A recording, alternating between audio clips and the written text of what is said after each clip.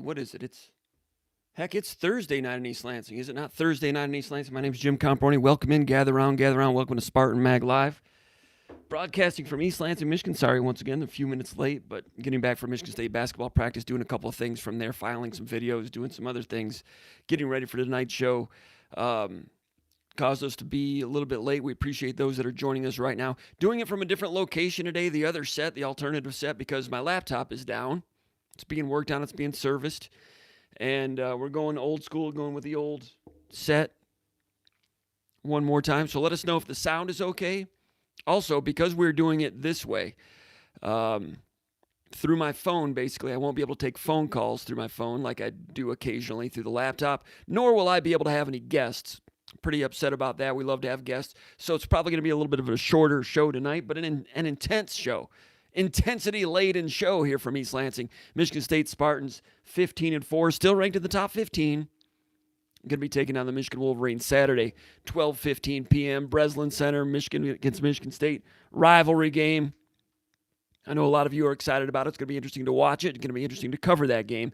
And we will have the coverage over at SpartanMag.com. Great to see Jason Killip checking in. I was just talking with him, texting feverishly back and forth with Jason and our intern extraordinaire, Noah Sprunger, about information about this week's visitors, recruiting visitors, some big ones. We will be talking about that a little bit later, thanks to the great information Jason Killip has given us. Jason Killip, our recruiting anchor at SpartanMag.com, doing a great job for us.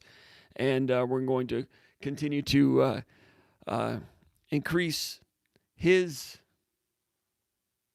impact here at SpartanMag.com. Don Strait, thanks a lot. Appreciate it. I don't have my horn or my bell capabilities here, but Don Strait, really appreciate your support also. Great to see all you guys filing in, getting ready to talk Michigan State football and basketball. If you don't know what any of this nonsense is, MJ saying please football first. Okay. If you don't know what any of this nonsense is and you're just stumbling across it for the first time, I am publisher of SpartanMag.com, which is the Michigan State website at rivals.com. It's been that way since the beginning of the internet. And we've had a great time covering Michigan State for all the maggers out there, making them become maggers, transitioning them into maggers. They were subscribers to the old print publication. Many of them were to begin with. We've gone all internet in the last 5 years and had a lot of fun doing it that way. We've got a website called SpartanMag.com. Go on over there, check it out, become a subscriber. We'd love for you to become a subscriber over there. Premium website, become a magger. In the meantime, if you like this type of content and you're still here watching, then you got to check out Spartan Mag Live. You got to check out SpartanMag.com. In the meantime, Spartan Mag Live, give us a thumbs up. Those thumbs ups, that is the correct plural. Those thumbs up help us get the word out a little bit more about our SpartanMag.com news organization, which is a small business, family-owned. So if you're supporting us, you're supporting a family-owned small business. SpartanMag.com, subscribers all over the country, all over the world. And give us a thumbs up here. And also subscribe to the channel, the YouTube channel that you're watching right now. That would help us out greatly as well. I was over at Michigan State basketball practice tonight, watched Michigan State preparing for the Wolverines. I can't divulge a lot what was going on. Paul Konadike and I were talking about it in the Skull Session podcast, which is over at SpartanMag.com. We dropped that one earlier today. You can read that. And there was some speculation about what Michigan State would do in terms of X's and O's schematics for the Michigan State versus Michigan game, and a lot of that was speculative without having watched practice. Now that I've watched a little bit of practice, I can't talk much more about those things, but we appreciate Tom Izzo opening practice and giving us a chance to talk with Marcus Bingham and Malik Hall. Marcus Bingham interview at the podium is on this website right now at the YouTube channel. Post-practice interviews were done in the press conference area rather than at courtside. Usually when we have practice briefing availability with players, those are usually done at courtside right after practice, but they're trying to promote social distancing more, so they're at the podium further away, as was Tom Izzo. I did talk to Tom Izzo a little bit after, just one-on-one briefly, and I made sure I gave him some distance. He doesn't care, but I do, and I know that you care too, and you wouldn't want me getting close to Tom Izzo, right?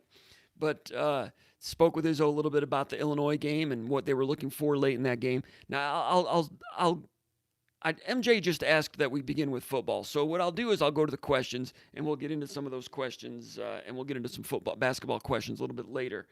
So I'm going to hold that thought about Izzo. I'm going to write that down.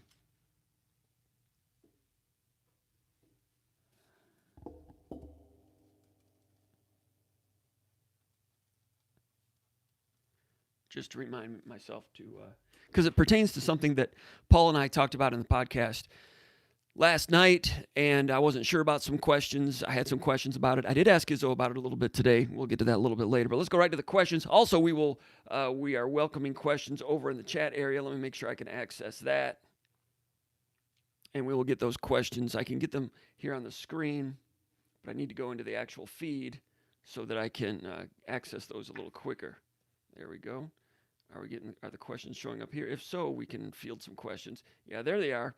We will field some questions over there in the chat area. Once again, thanks to Don Strait for your support of SpartanMag.com with your personal sponsorship tonight. We welcome those personal sponsorships. We certainly are appreciative for all of those. Great day here in East Lansing. Snowy night as I came out of Breslin Center tonight after practice. It was dark. Night had fallen on East Lansing, our fair village of East Lansing. It had fallen, and snow was falling. Like a snow globe, not quite like the Penn State game back on November 26th or whatever that was. It was gently falling. It was nice. It's the way winter should look in January in the Midwest, in the northern climates, on the edge of the northern woods, East Lansing, Michigan. It's the way it should be.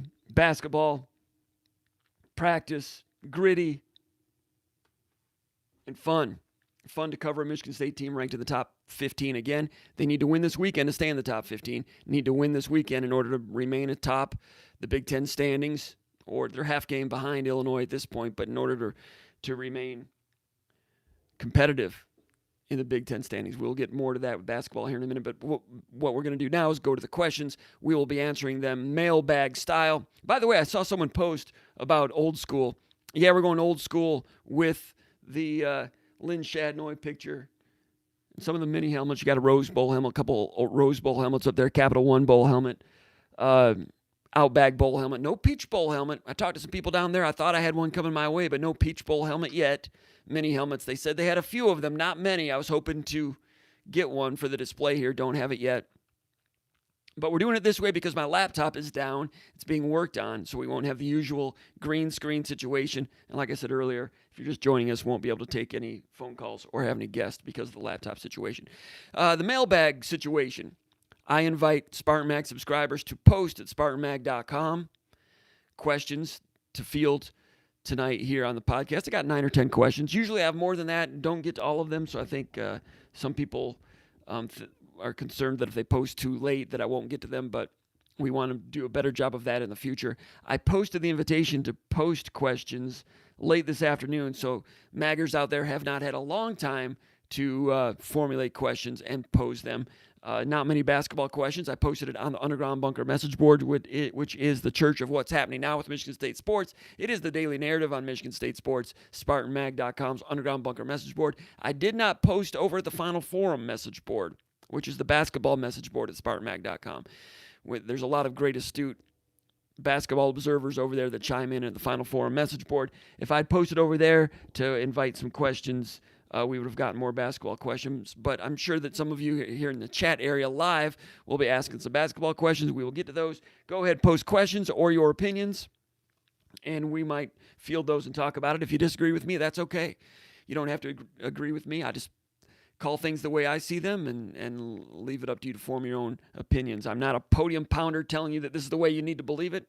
I just give my observations as a reporter, as part of our news organization at SpartanMag.com, and hope that we are providing a service for the Michigan State fans that are out there. Question number 1 from Spartoons89 out of Duck Lake, Michigan. And I asked him if that's the Duck Lake near Milford, Michigan, or if that's a different Duck Lake. I think there's more than one Duck Lake around the state of Michigan. But it's good to have a question from Spartoons89. He says, what are my early predictions on special teams? My man's getting right into the micro. He says, field goals, punt returns, kickoffs, long snapper.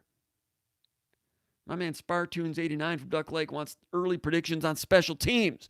Getting right at it.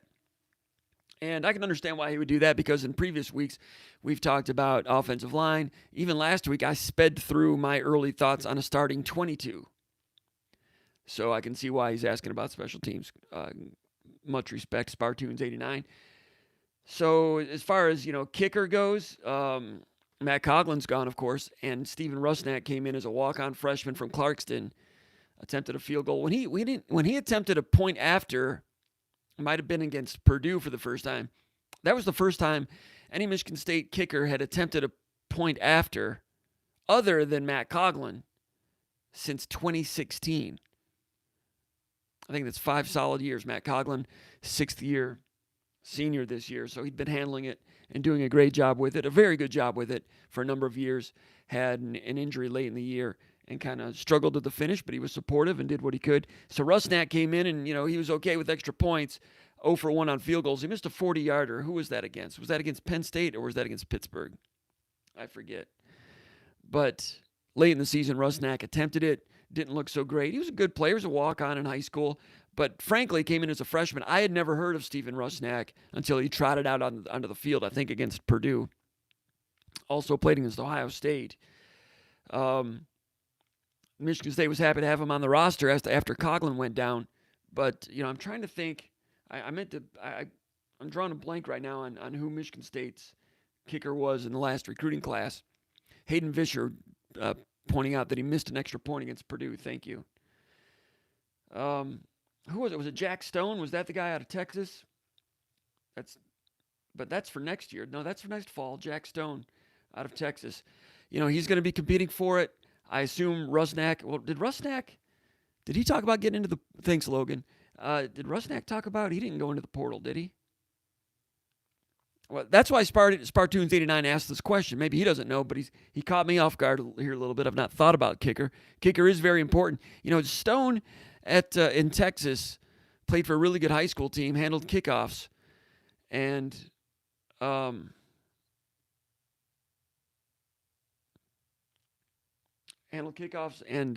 didn't have a lot of field goal attempts in high school this year. He was great in the summer camps, highly ranked with all the kicking specialists, and that's who Michigan State goes through, among others. So Stone's going to come in cold, stone cold. Olsen was the kid who left. Thanks a lot, Doors Fan 91. He entered the portal. So we'll learn more this spring, and we'll see what Rusnak has. I would not be shocked if Michigan State goes into the portal and gets a kicker, a walk-on kicker, to give it a shot. Will that kicker be here in time for the spring? That's what you would hope for. But I think this would be a good year for Michigan State to do that. Noah Sprunger telling us they're bringing in a walk-on from Arizona as well as Jack Stone. So I didn't have my kicker depth chart memorized. Spartunes89 caught me on that one. For kickoffs, I think Rusnak will probably still do it. He handled kickoffs for Michigan State this year and had four touchbacks in 21 kickoffs. Not a great percentage, but you can work on that. In high school, he was 96% touchback. So I would not be surprised if Rusnak continues to handle kickoffs. But that's what Stone did. Stone handled kickoffs in high school, did a great job of it. But, there's been a number of times when high school kickers have come into Michigan State and other places with great touchback percentages in high school, but for whatever reason does not work out that way in college. Sometimes you're back 5 yards further, sometimes 10 yards further. Different football, different situation, different nerves. But Rusnak's done it. Wouldn't be surprised if he handles it at the beginning, but Stone's got to come in and compete and give it a shot. As far as punter, Spartoon says, I believe our punter's returning. Yes, he is. Bryce Behringer's supposed to be returning for another senior year. 48.4 yards per punt this year for Behringer. Quietly, maybe not so quietly, one of the more valuable players for Michigan State this year. Could not have won that Nebraska game without him. Would not have gone 11-2 without him. 48.4 is a big-time rate. Tall guy, athletic, Behringer is. And really coming out of nowhere the last 2 or 3 years to not just become a capable punter, but a standout punter, a plus punter. Behringer, key to this team, and I would expect him to be key to the team again next year. I'm not an NFL scout, but that looks like an NFL punter to me, Bryce Behringer. He's having fun doing it, too, and you got to appreciate the goggles. He's asking me about punt return. He's asking, will Jaden Reed continue to be it, or will we try to save him? Well, they didn't try to save Jaden Reed this year, so I'd expect Jaden Reed to return punts again in 2022. Remember that he had 2 punt returns for touchdowns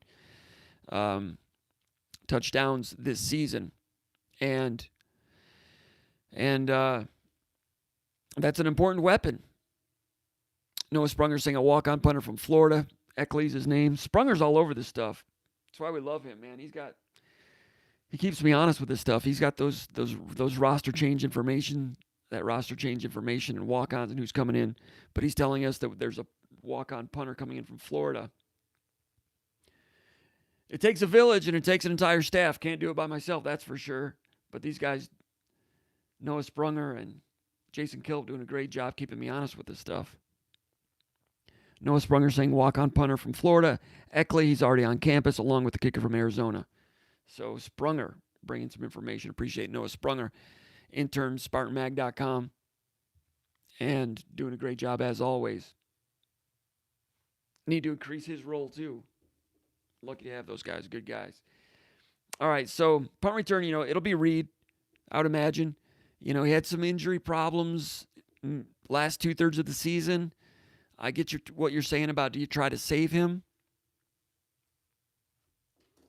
There's some merit to that, but having that,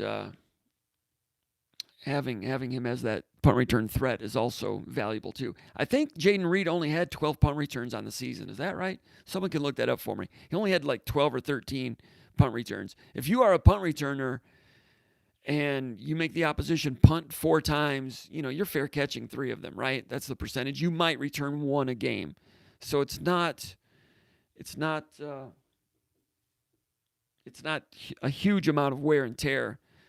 Kickoff return, there's a lot of fair catches there too, but that there's a little more wear and tear with kickoff return.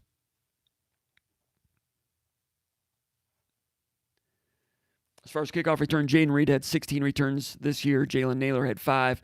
Montori Foster had 5. So Jalen Naylor no longer in the picture, going to the NFL. So I would assume Montori Foster would be a guy that would get more looks there. If he had a handful of kickoff returns this year, I would imagine he's next in line to join Reed back there more frequently.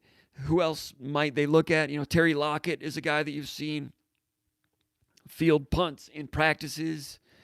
And I think in the green-white game and pregame, I think Terry Lockett is under consideration. So I wouldn't rule him out as getting possibly a shot at that also.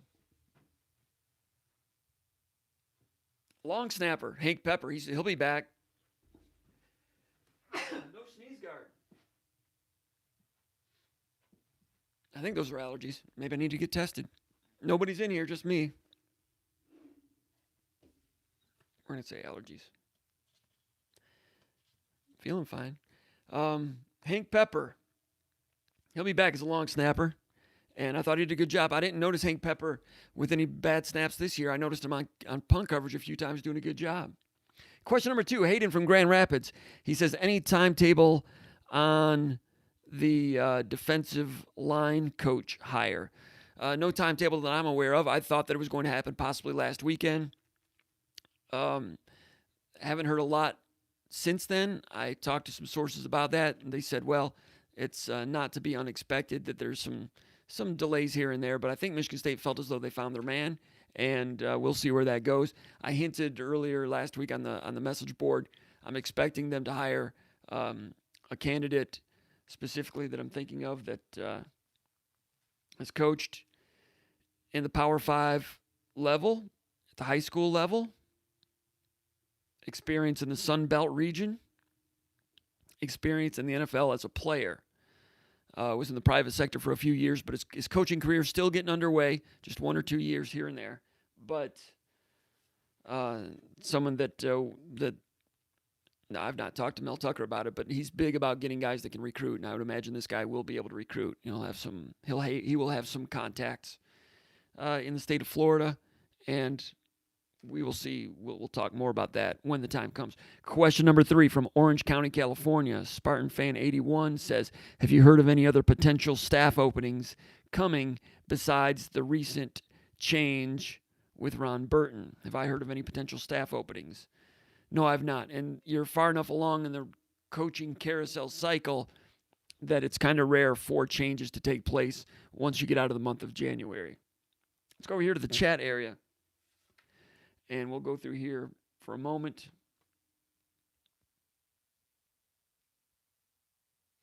Brad Fashenko checking in from Austin, Texas. Thank you for everything, Brad. Really appreciate all that you do, and you know what I'm talking about. Thanks for being here. John Elke says, go Green, beat Michigan on Saturday. Hayden Fisher says, happy Thursday. Gordon Tonona says, Gordy is here.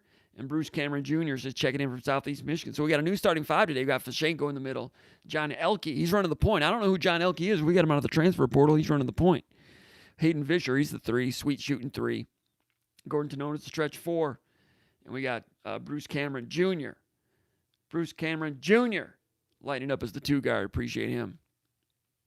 Those are the top 5 coming in. That's your starting 5. Got George Page, former guitar player and keyboard player for Surrender Dorothy, one of the top 25 East Lansing bands of all time. And George Page says, hey, Comp, what's your vibe on Dante Moore? Do you have more to offer on this quarterback recruit? See what he did there? Is that called a pun? Or is that a double entendre? That's a pun? I don't know. But Dante Moore, we were talking about him over at the Underground Bunker message board today. Funny you should ask. I saw Dante Moore today. He was at Michigan State's basketball practice. By the time you see this, it might be regarded as old news because it's been bouncing around probably on social media a little bit. I think Dante Moore tweeted out his picture of himself with Tom Izzo. Some of you are wondering, who's Dante Moore? Dante Moore is a quarterback recruit, 2023 Detroit King State Championship quarterback, 6'3". He's a big 6'3". He is ranked. Where's Moore ranked? He's in the top 20 in the country. Number 13 player in the country, number 3 quarterback in the country. I've been saying this about Dante Moore for a long time. There have been good, 4.5-star quarterback recruits that have come through the region here and there. And first few times I saw him, I'm like, okay, he's different. And arm and quick release, and it comes out of there with a pop. Bam, bam, on a line. Arm strength. Makes reads at the high school level. Impressive in so many ways. I'm like, this guy, he's going to be on the short list for Clemson, Ohio State, Alabama. That's what I thought a year and a half ago. I think he was offered by Georgia last week. Ohio State was in on him early. I think Clemson was too. He's a big-time prospect. That does not guarantee he's going to be great in college, but he is a big-time prospect. For the state of Michigan, when have I seen someone like him come through here? Everybody was gaga about Drew Henson back in 1997 or whenever that was, 96. He was the top quarterback in the country or whatever. And then Henson was pretty good. But Dante Moore is special. He's the guy that Jim Harbaugh offered a scholarship to when he was in the 8th grade. You might remember those headlines. Well, he's a junior in high school now and mature kid. One great thing I can say about Dante Moore, all those early accolades and praise he received, he's handled it well because he's continued to work on his game, continues to go to all the camps to work on his craft against good competition and to be out there and sling it around. Led his team to a state championship. He has not let those early accolades create any type of complacency.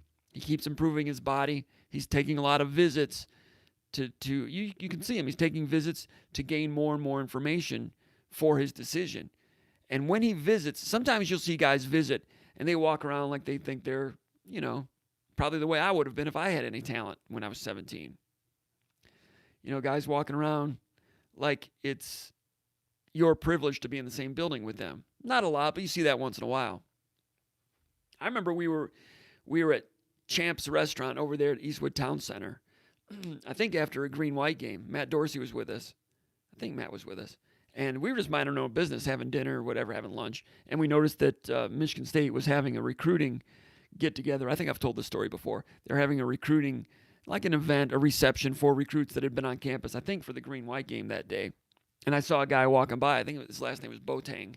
He was from, like, the D.C. area. I saw him walk by. And just by the way he was walking, I told Matt, I go, that guy's never coming to Michigan State. Not that they didn't want him, but you could tell he thought a lot of himself. Now, these days, if you think a lot of yourself, maybe you'd be inclined to go ahead and go to Michigan State. Back then, Michigan State had to work a little differently to get a different level of recruit. Now, Michigan State is really beating down the doors for 4-stars, and they're right in there with them.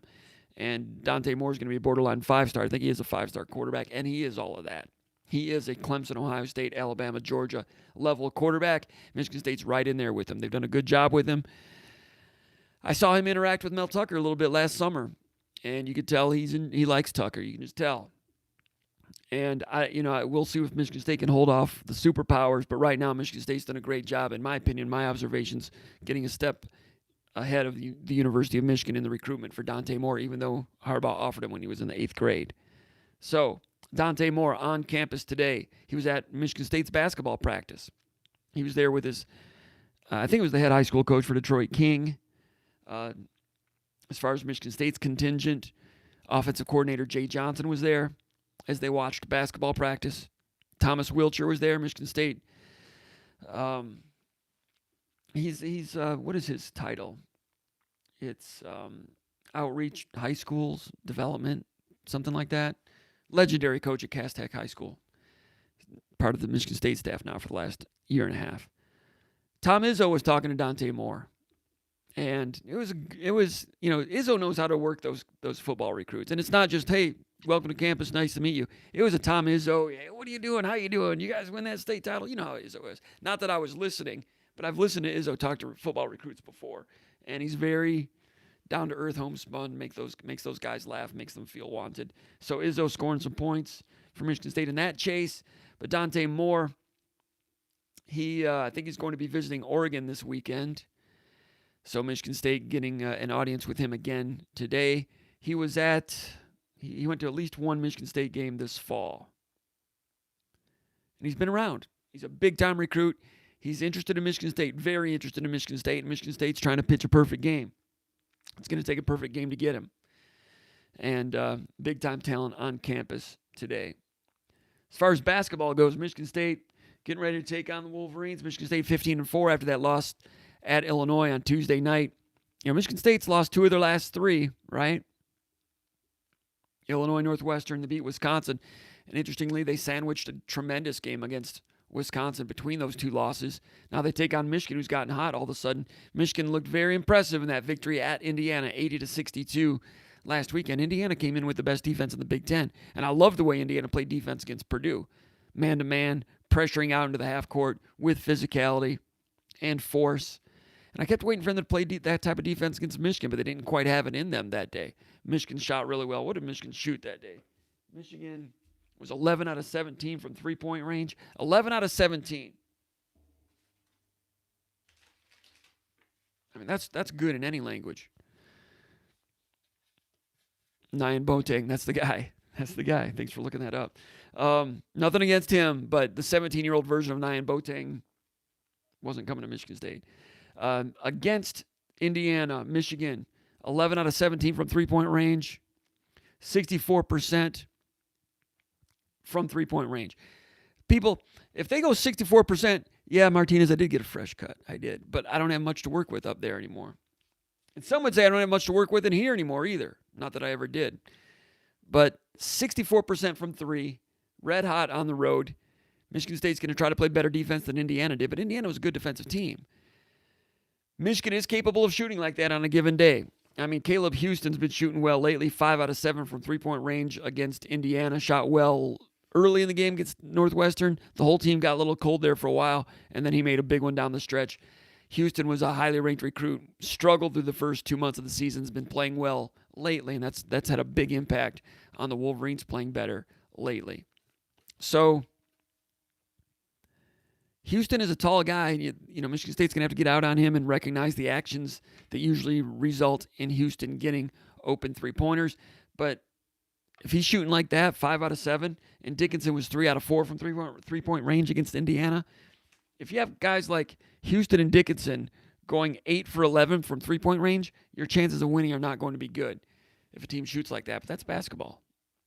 Sometimes you make them, sometimes you miss them. The sport is trying to prevent teams from getting good shots and yourself executing within structure to get good shots. No news there, right? And then you got to make shots. Houston, I expect at 6'9", I think he is, will be guarded by Gabe Brown. I would anticipate at small forward. Gabe Brown at 6'8", a senior, a person to whom this rivalry is very important. Gabe Brown's been improving on defense. It's time for Gabe Brown to rise up and do a good job against Houston. A real good matchup for Gabe Brown to test himself and to do something for the team and the program. Gabe Brown's going to be buckled in, wanting to play good defense. We'll see how he does there. So the Gabe Brown-Houston matchup is going to be an interesting one. We'll talk more about that Michigan State game in a minute. Let's go back here to the let's go to the mailbag. All right, question number 4. Matt from Springfield, Illinois says, what are your thoughts on the proposed scrapping of divisions and moving back to protected rivalries? I'm not sure those two go together, but he says, which teams would be the best 3 protected rivalries for Michigan State? Well, I think they only go with 2 protected rivalries, right? Just 2 protected rivalries. I can understand why they want to do it.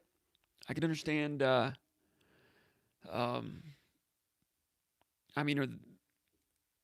Big Ten championship game has not been competitive, East against West. So they wanted that game to be more competitive. I think, obviously the thing they were always wary of was Michigan and Ohio State playing back-to-back and taking away a little bit from the Michigan-Ohio State regular season game. But I think I was saying this on a couple of talk shows this week. That's not if you look at the Alabama-Georgia example, that was a rematch, and it turned out fine. It did not dampen any of the intrigue or theater of the rematch. Might have even added a little bit more. There have been other rematches. Alabama-LSU a few years ago, the rematch was not very good. But the hype will still be there. And if you get a succession of Michigan versus Ohio State Big Ten championship games, then you get two Michigan-Ohio State games on a regular basis. That's going to help the TV contract. So I think it's all about money. So I think they're looking at it, and if Michigan doesn't mind and Ohio State doesn't mind, that's the way Delaney would do it. He would want to clear it with them first. I'm not sure the current commissioner is kowtowing to Michigan and Ohio State as much as Delaney did. But in terms of pure money, I'm guessing that the Fox people would be like, hey, if Michigan and Ohio State play twice, rack them, let's go. Now, in the last 10 years, how often would that have actually happened? Not many. This year would have been probably the only year. So, rather than getting these East-West blowouts, and sometimes the East-West game is not a blowout. It was supposed to be a blowout 2 years ago when Ohio State played Northwestern, but Northwestern played them tough, kind of unexpectedly. But there was a big blowout, of course, back in 2014 when Ohio State destroyed Wisconsin, which helped Ohio State get into the college football playoff and ultimately win a national championship. So they want more competitive games in the Big Ten championship game. Moreover, they want it to be the top 2 teams. They don't want it to be the top team against the 4th team.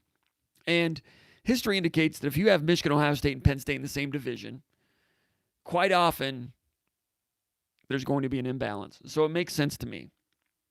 And if you do play Michigan, Ohio State twice, the money's going to be fine for the network and the conference and the member teams. So that doesn't. I can see why they're doing it. I don't have a big problem with it. Now, what impact does that have on Michigan State? What does that all mean for Michigan State? I think it's good news for Michigan State because right now Michigan State is playing Michigan, Ohio State, and Penn State every year. And Michigan State's done okay against those teams recently. Over the course of time, you're flirting with danger a little bit if you're playing those teams on a regular basis because history suggests that you're not going to win more than 50% of those 3 games. You win 1 out of 3, that's not bad against those 3. So now what's going to happen is Michigan State, rather than playing Ohio State every single year, if they get rid of the divisions, then you'll get into a scramble situation, and Michigan State will see Ohio State only occasionally, which helps Michigan State. Now, if you're a season ticket holder, it might make your season ticket package less attractive, but I think over the long haul, Michigan State's 1-loss record will benefit from this. Also, they're talking about reducing the number of Big Ten games from 9 to 8. Not a big fan of that. They want to do that as part of the ACC, Pac-12, Big 12 alliance. When they talked about the alliance, I kind of thought that Big 10 would stick with 9 games, and those other conferences would stick with 9 games. Pac-12 is already playing 9 games. And then an alliance game would make 10. But now they're talking about 8 and an alliance game making 9. Or maybe even 2 alliance games. I'm not a fan of 2 alliance games. I'd rather have 9 Big 10 games and 1 alliance game than 8 Big 10 games and 2 alliance games. If you're dropping a Big 10 game, in my opinion, Michigan State already plays some of their long-term Big 10 foes too infrequently, like Minnesota. They're not playing Minnesota enough. They'll go a few years without playing Indiana Indiana's in the East, I'm sorry. Without playing Purdue, without playing Wisconsin, without playing Illinois. Sometimes it's strange when Michigan State will be playing like at Illinois for the first time in 6 years. And you're like, well, how is that? That doesn't make any sense. So now with this, it'll stay that way. Whereas with nine games and the extra crossover they added a couple of years ago, you're at least matching up with those teams a little more frequently. But if you have the choice of playing Wake Forest or Minnesota, I'd rather play Minnesota. Maybe Wake Forest is a bad example. Wake Forest, very good team this year. Michigan State had a real nice battle with them in the Pinstripe Bowl in 2019. Give me another ACC team like North Carolina State. That might be interesting once or twice, but over the course of time, I'd rather tag up against the Midwestern cousins more often. Play Illinois, play Wisconsin. Just the 9-game Big Ten season rather than 8 will keep those teams on the rotation more frequently than playing Kansas State, Iowa State, Washington State. Some of those games might sound interesting. I don't know, maybe they would. Now that I've talked about it, now that I've said it out loud, maybe that would add a little spice to the schedule to have 2 major non-conference games a year again, like it used to be in the 80s when they played Notre Dame and Florida State. It wasn't always pretty, but anyway, I think it can stand to help Michigan State. In terms of the 2 protected teams, Michigan State would want to protect Michigan, of course. I would assume that they would invite teams to have 2 protected games. Michigan, I would assume, would want to protect Ohio State and Michigan. Penn State, they don't think they should protect anything. They feel they don't have any rivals. That's on their stationery. Do people still use stationery? Is stationery still a thing? I don't know. But it's part of their logo. Penn State, unrivaled. Look it up. Penn State, unrivaled. Like they're proud to suggest or pretend that they're unrivaled, that they don't have a rival. Yeah, I've got news for them. They've got a rival. They got a rival. Acting like they don't have a rival. They got a rival. That's fine if they don't think Michigan State's a rival. They try to, Michigan State. They put together the land-grant trophy and all that stuff. And if Michigan State and Penn State play the last game of the year often like they have been, if they do it every single year, there will be it can't help but create chapters to that rivalry. So I like Michigan State versus Penn State last game of the year. I like it in the cold weather. I liked that snow globe game. You may have gathered that if you read the article I wrote about it after the game. I like Michigan State versus Penn State. Last game of the year. Would Penn State want to protect that one? They might go along with it, or they might just say, nah. Penn State might want to protect the Ohio State game. That's a border rivalry. Would Penn State rather protect the Maryland game? I don't know. Maryland would probably protect Rutgers and Maryland versus Penn State. Maryland and Penn State, that's a border game, and they play each other now in the Big 33 game. I think when the Big 33 high school all-star game first came about, it initially was Maryland versus Pennsylvania. Then it became Pennsylvania versus Ohio for a number of years. Now it's back to being Maryland versus Pennsylvania. I'm guessing Penn State might want to protect something other than Michigan State. So in that case, I think Mark Hollis worked to make Northwestern a protected crossover. Or you just say, We only need one protected game, Michigan, and that's enough. But if everybody has to do two and you have to decide on two, maybe go for Northwestern and let Penn State remain unrivaled if that's what they want to do. But I think it adds spice to that rivalry and the season ticket package to be the end game of the season. I mean, who wants to? Do you really want everything to be totally easy and play easier games, like some teams are next year? Or do you want some intrigue in the schedule? I like a little intrigue in the schedule. I'm not saying you need to go out and play the toughest schedule in the country. That's not smart either. Question number 4, Marlington. He says, can you give us your top 3 or so beverages, including brand? I was going to look something up because I've got a brand of something that I forget what it's called, but basically, well, I'm gluten-free, so I'm a little challenged in the beer category. And Chris Martinez asking, is the Indiana game protected? Okay, so Indiana would protect Purdue. Michigan State could protect the Indiana game for the old brass spittoon.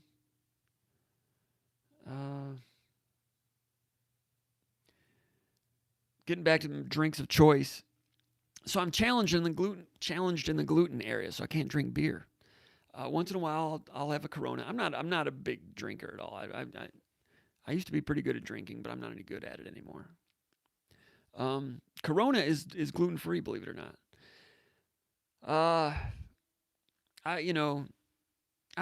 Come on. I like Chianti with the Sangiovese grape from that certain part of Italy with pasta, but I can't have pasta anymore either. So kind of a chicken marinara thing, which is one of my weaknesses, with a dusty Chianti. And Chianti doesn't vary a whole lot because it's got to be the certain grape from the certain region. I've never had a bad Malbec, I don't think, from Argentina. Not that I'm Mr. Wine Connoisseur. I'm just talking off the top of my head. I will say that if you catch me at a wedding reception, I might be having a gin and tonic, Tanqueray and tonic. So Tanqueray gin would be in my rankings. And in terms of going off the radar for something, I think I've mentioned this before, but there's something called John Lemon. Not John Lennon, John Lemon. And it's a mead made with honey, gluten-free. John Lemon is made from St. Ambrose Cellars in Beulah, Michigan. Beautiful Beulah, Michigan, which is on the eastern shore of Crystal Lake, I think, up there by Grand Rapids. No, up there by Traverse City, I'm sorry. Aman is asking for the latest news on Dante Moore. I already went over Dante Moore for about 5 or 10 minutes. No news. He was visiting. So if you're looking for, I think he's going to be visiting Oregon this weekend. But big news that Dante Moore was on campus. But you'll have to rewind after this is over. Maybe go back to listen to what we said about Dante Moore, big-time quarterback visiting Michigan State today. There's also, but that's enough about that stuff. I'm going to post this link on Twitter if I can. I've got my backup laptop here, and it's very 2015, and it's got a lot of hiccups to it. Let's see what happens. There it is. All right. Bear with me for a second, please.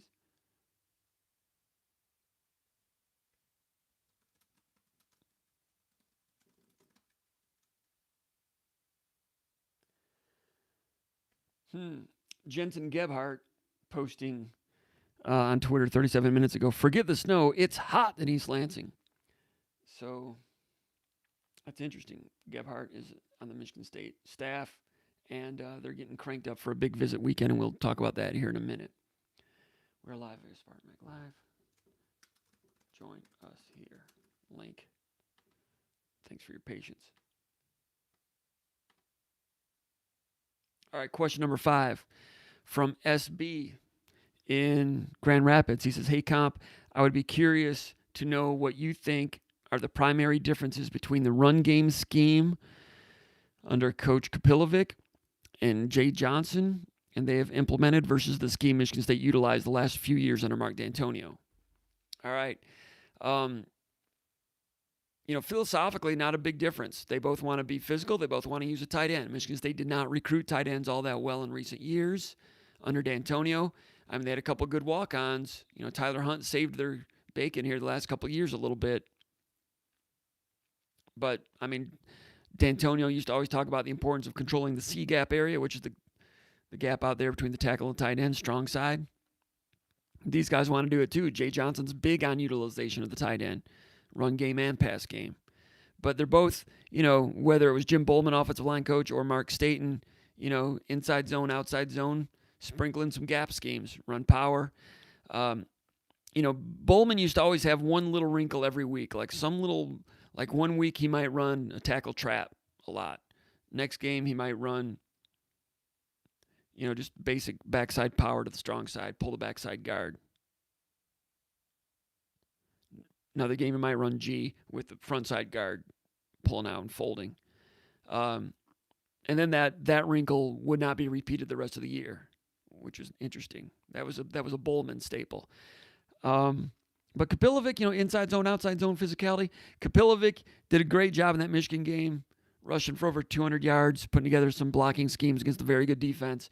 And I thought the capper was the last touchdown run by Kenneth Walker Jr. What was it, 29 yards, the fifth touchdown of the game, when they pulled A.J.R. Curry from right tackle inside against the Bear front, and he pulled into the near side A gap. And I think he sealed inside. I can't remember if inside or outside, but he led through he jumped from, so he's pulling from right tackle, just looping around one player around right guard Jarvis, getting in there. I think he blocked. I think he ended up kind of down blocking on a nose guard. Anyway, it was intricate. It's something I'd never seen before. I asked Kapilovic about that a little bit. I can't remember what he called it, but it was, a lot of people say you cannot run against the Bear front. You definitely cannot run inside. They showed with that play you could run inside against the Bear front. And it was an exclamation touchdown. That was sophisticated, and it was physical. It was pretty awesome. Also, that was the last time that Arcuri and Jarvis played next to each other, because after that, Jarrett Horst was not available. He was gone, so Arcuri had to go over to left tackle, and Jarvis had to go out to right tackle. And then there were injuries after that. But that was the last game that Arcuri and Jarvis played next to one another, and they were really starting to fire well together. So, the philosophically, I think it's similar. Kapilovic is a more aggressive recruiter. Now, Bowman was a good recruiter back in the 90s, but, it was the end of his career later at Michigan State. So Kapilovic at this point in his career is a more aggressive recruiter and a very good one. But philosophically, they're similar. And Bowman had some really good elements as offensive line coach in 2014, 2013, 2015, especially 2013 when they went to the Rose Bowl. Don't kid yourself. Jim Bowman was new to the staff at that time, and he was a difference maker. Now, Kapilovic entering his prime as a coach, so there's a little bit of a difference there. But philosophically, they're similar. But you can have the same philosophy as somebody, but someone else can just be a little bit better at it.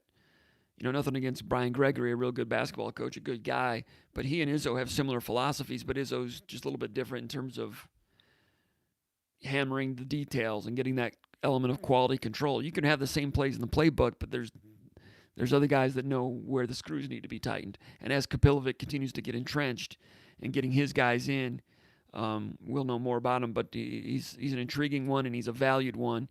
That's why USC came after him. That's why Michigan State gave him a raise. He's important.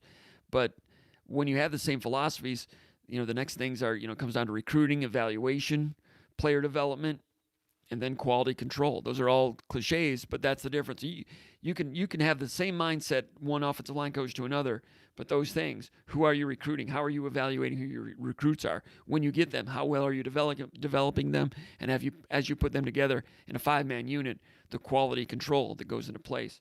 And offensive line coach, very important part of any team. And I think Michigan State's in good hands there with Kapilovic. Let's go back here to the chat area. And we've got Rob South coming in a little bit late. He's our 7th man today, Rob South. Just a little bit late, but he's got perfect attendance. John Elke says, is it wrong that when I watch Michigan State basketball, I count the turnovers? We're not judging. We don't judge. So if you don't think it's wrong, you go ahead and count turnovers. No one's going to judge you here. Old Tuck says the bell cow is here. Steve Bregman, tell me the sound is good. Thank you. Dog Kenneth checking in from downriver. Downriver is hockey territory as far as I'm concerned. Am I wrong about that? Jason Killip, great one. Thank you, Jason, for all your hard work and everything you're doing. I got to talk to you this week or sometime. This week's almost over. We got to get some stuff straightened out. Great job, Jason. Did I say tip-off is 12:15? I think it's 12:30. My bad. Tip-off is 12:30. But if you want to get there at 12:15, make a lot of noise, Tom Izzo would appreciate it. Michigan State versus the Spartans on Saturday. MJ saying, please, football first. Football first. Eric Iverson says, old school Spartan Mag Live. Let's go. Old school setup. Talked about that earlier. Don't have the laptop today. Going old school with the phone. Different setup. Don't have the green screen. Tim D says, brutal week for my Bills, but go green. Sorry about your Buffalo Bills. Got a lot of respect for those Buffalo Bills. I'm not going to pile on with the overtime rule, but they need to change that rule. MJ asking people to like and subscribe. Appreciate those compliments from MJ. Steve Myers says, let's bring another 113-68 or whatever it was whooping to Michigan on Saturday. Go green. I got a story about that 113-68 game, but I'm not going to tell it. Involves my old friend Steve Finnemore, who I saw earlier today, but maybe some other time. Bruce Cameron says, hi, comp, timeline for the new defensive line coach being announced. Again, no, I don't have a timeline on that. Noah Sprunger says, love me some Midwest winters. Good attitude, Noah Sprunger, good attitude to embrace the winters. Hey, here in the state of Michigan, the real winter only lasts about 2 months. It's January, February. That's about it. It'll linger into March here a little bit, and it's a little bit late getting started in December. I mean, Christmas, we didn't really have much of a white Christmas this year. It's basically January, February. It's 8 weeks. That's it. And when you have good weather, this is good weather. When it's cold like this, get out, do some skating, a little cross-country skiing, get out, walk around. Don't fall and break your hip or anything. But Noah, you're a youngster, and you have to embrace this type of winter. I know too many people that live here in the state of Michigan. They're like, oh, I can't wait for winter to end. I'm like, that's no way to go through life. I'm not here to judge. But I really wish those people would embrace it. When I go outside, I get layered up, and I feel that cold air. I'm like, yes, nice. That's what I want. For 2 months. I don't want it for 10 months. But I'm glad I can live somewhere where the little lake here in the neighborhood freezes and the kids can play hockey, including this kid. And nothing special. I play hockey like a basketball player. And I play basketball player like a golfer. But I love it, and it's like a gift from nature. We can get out there and skate and play hockey. You can't do that in Ohio. You can't do it. We're just far enough north that we've got that, but we're not so far north. I mean, I love Minneapolis, but that might be a little too much. That might be a bit much. So I love the weather here. And I love that Michigan State-Penn State game was in the snow this year.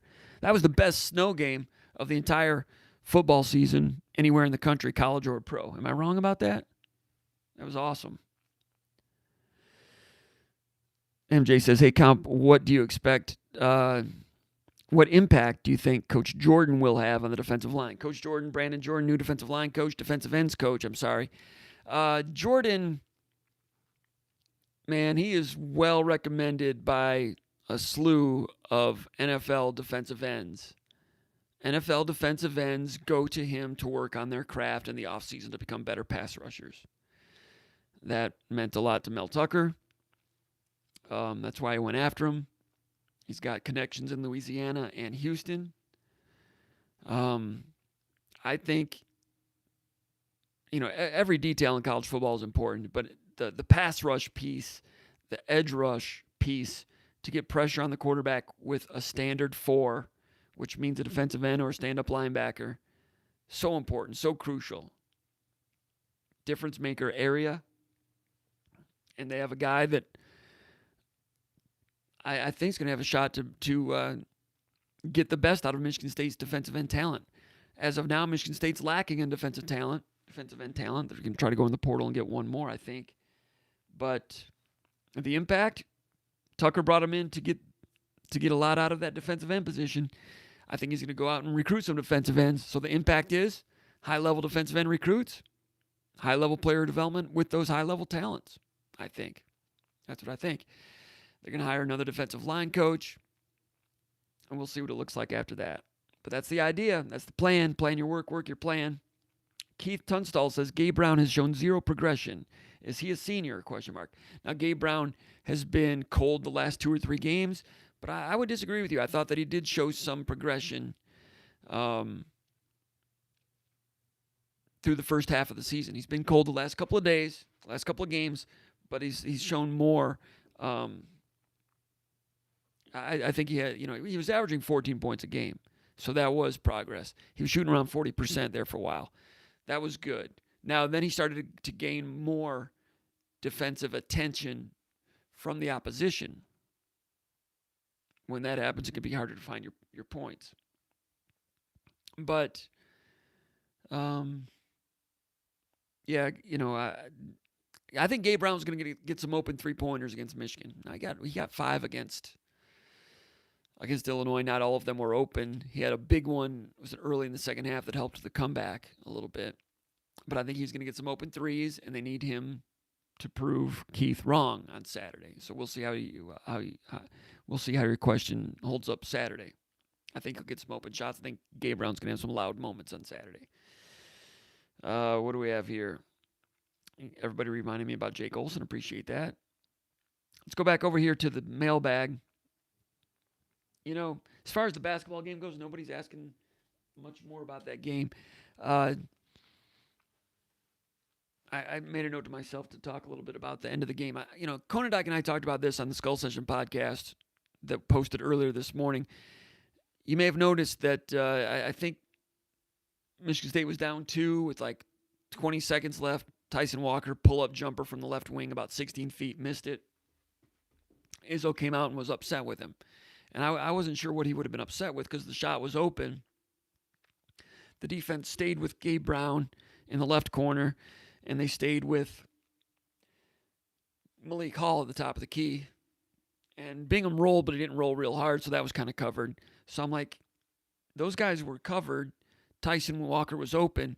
And you want your point guard, if there's an open avenue right there, you need your point guard to capitalize and shoot a 16-footer when it's open. He missed it. Izzo was upset with him. So I asked him today after practice what he wanted out of Walker on that play.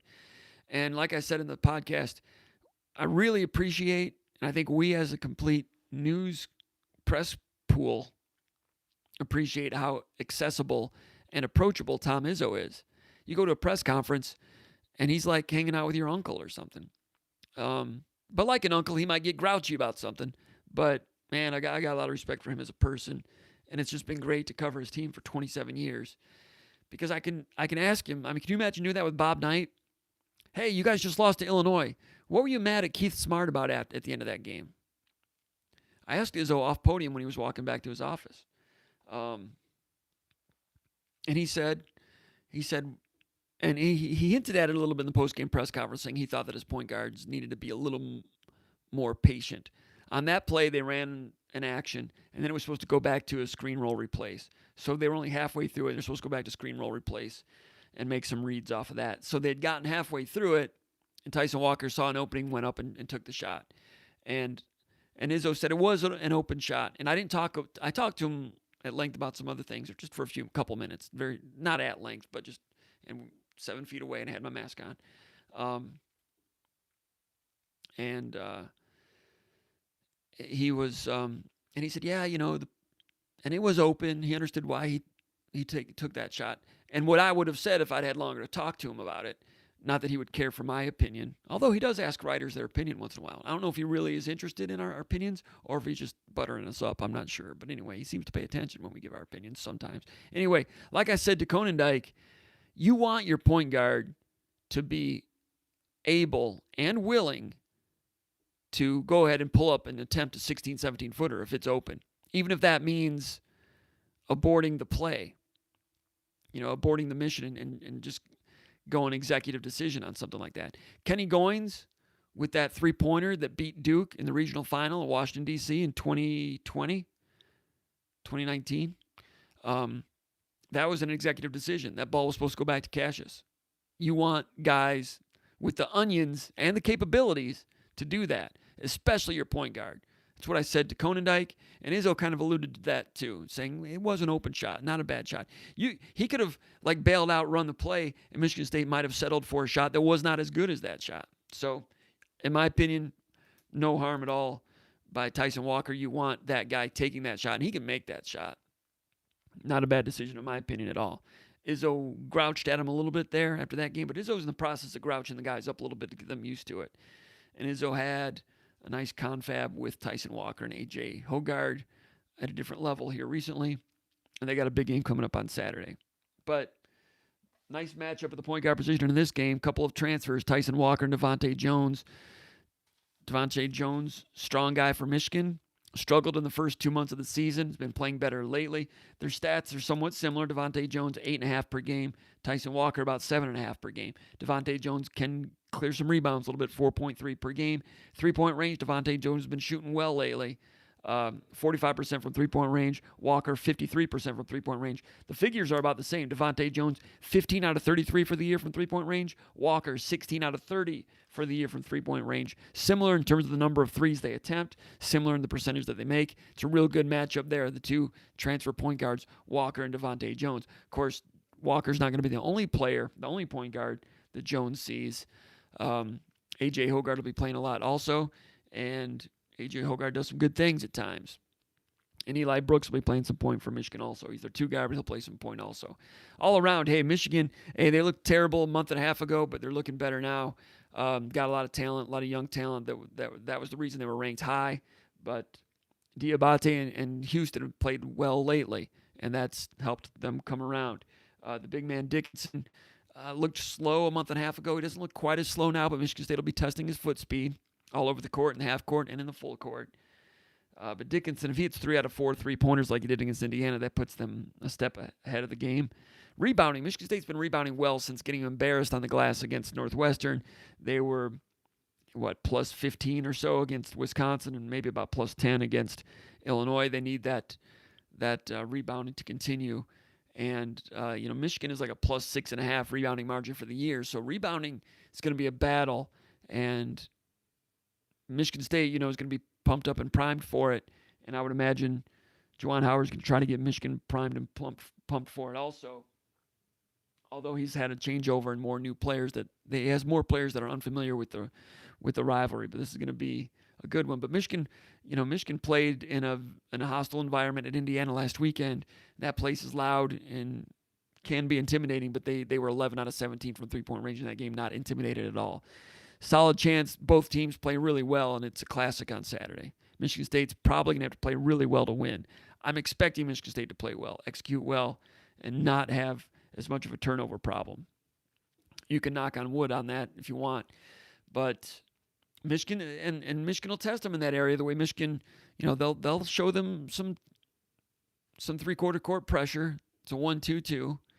It's not the most aggressive trapping press, but they make you complete some passes. And completing conventional passes for Michigan State sometimes can be an adventure. Michigan State likes to attack presses to score points. They've not done a whole lot of that in recent years. They like to break the press and then create a 3-on-2 at the end. They've done that over the years, especially early in the Izzo era. In recent years, they've not been as good at that. If they tried to do that against Michigan, can they do it without turning it over? If they can do it, that can create some momentum. Michigan also, with their multiple defenses, they'll do that zone that morphs into a man-to-man. So Michigan State will have a plan for that, but that's the first time they've seen that. I can't remember any teams that Michigan State has played that on a regular basis will show zone and within that same possession morph to a man-to-man. When Lon Kruger was at Illinois, they would play man-to-man and morph into zone in the last 10 seconds of a shot clock.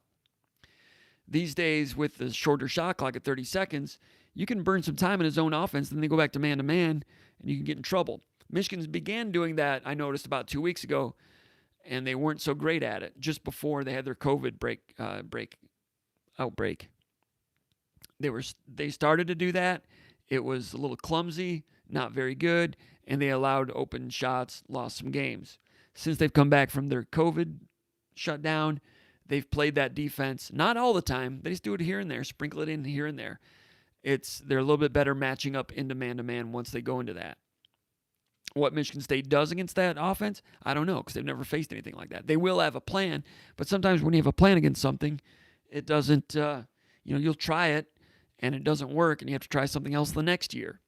You might remember when the Fab Five used to double team the post a lot. They had all that size, all that shot blocking ability.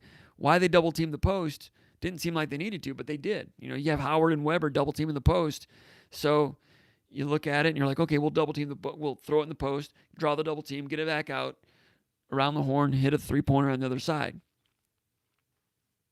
Made sense, but you do it. Michigan was very good back then, rotating and getting to that spot to defend that one. And Heathcote tried that a few times. Heathcote beat the Fab Five more than a couple times. But that's just one instance where you think you've got a plan, but you don't really know exactly how it's going to work until you throw it in there in the live specimen to see what you get out of it. But that'll be interesting to see that. I'm just going to give them credit also, since they've come back from the COVID outbreak. Their sideline inbound plays have been really good. Sideline inbound plays with some of their pitch handoff, screen, zoom action stuff, and they create shots sometimes for Caleb Houston. Their sideline inbound plays have gotten better, so Michigan State on defense has to communicate on those. At times, Michigan State can switch 1 through 4. Illinois caught them in the first 10 minutes badly on some of those things, but Michigan State had not scouted Illinois to do that. They were expecting to play the Kofi Coburn version of Illinois. Instead, they got the small version with a lot of 4-man ball screens all around the perimeter with good quickness. All 4 of those positions could shoot 3-pointers for Illinois, with maybe the exception of the small forward Williams. But the power forward definitely could, whether it was Goody or Simonson. And, of course, Frazier and Plummer could really shoot from 3. So you get 4 up there, 4 guys that can all shoot 3-pointers. I mean shoot over 39% from 3. And they're shooting those DHOs. It was tough to guard that stuff. You would need 2 solid days of practice and film work to guard that stuff well that Illinois did, if you knew it was coming. But in this game, you didn't know that was coming because you prepared for Coburn, so that was difficult. Credit to Illinois on that one. But Illinois scored 56 points, shot, 40%? 30? Well, they shot they didn't score many points. They shot a reasonable percentage. Defense was not the overall problem for Michigan State. Although defense was a problem in the opening 15 minutes as Illinois gained momentum, gained confidence, and that 14-point lead at halftime. Let's see.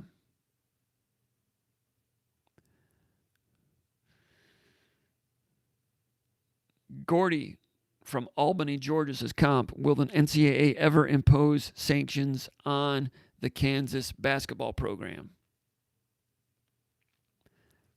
That's from Gordy in Albany, Georgia. Comp, will the NCAA ever impose sanctions on the Kansas basketball program? No. I heard that they, nowadays I don't even know if there is cheating anymore. What is cheating? I don't know what cheating is. I think cheating is legal now. That goes all the way back to, what was that guy's name? Piggy, what's his name? It goes back to the 50s with Wilt Chamberlain, with Kansas and shenanigans. But everybody's had their problems with it, I think. But no, I don't think so. But they weren't involved with the Brian Bowen FBI thing. They weren't part of that deal. So, LSU, with their strong ASS offer, if they didn't get in trouble, I don't see Kansas getting in trouble. Now, Arizona got rid of Sean Miller, but the others, was it Oklahoma State, Auburn? All right, Spefton from East Lansing, Michigan. He says, among the young offensive linemen Michigan State has anyone flashed at all to where there might be some optimism of their being able to contribute this fall? I asked Kapilovic about that a little bit, and he says he wants to see more in the spring. He didn't want to divulge too much, but he thinks Brandon Baldwin has a chance, junior college transfer. He's got some athletic ability, got a frame. He's got a chance. Gino Vandermark, he says, got a chance. They need to see more in the spring, though. So Baldwin and Vandermark, and maybe one more. My notes are over there. But there's a third one. But anyway, I can't remember who the other one was. I mean, I know who the players are, but I can't remember specifically which one he mentioned. I'll have to double check it. I don't want to say without knowing for sure. Ken from Downriver says, "Where is Scotty Hazelton hiding?"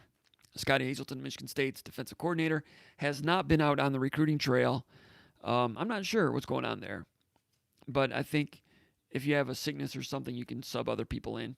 I don't think there's anything serious, but Michigan State has had Saeed Khalif on the road and also TJ Hollowell, a Michigan State defensive analyst. TJ Hollowell, defensive analyst, played 2 or 3 years in the NFL, played in the CFL, played at Nebraska, was a graduate assistant in Nebraska for 3 years under Bo Pelini, went with Pelini to Youngstown State for a year, I think, and then to Coastal Carolina. And Hollowell looking for, he's in line to become an assistant coach at some point for a Power 5. Michigan State's got him out on the recruiting trail. Interesting. I think I might have seen Hollowell today at Breslin as one of the people around Dante Moore, helping Michigan State with the tour. Question, what is it, number 10? Sola from Westland. He's asking if I've seen the transfer portal offensive lineman that Michigan State's in on. That would be Brian Green from Washington State. No, I've not looked at his film yet, but Michigan State is in on him. I've not had a chance to look into that more closely. And it's a big weekend for Michigan State recruiting-wise. Big weekend.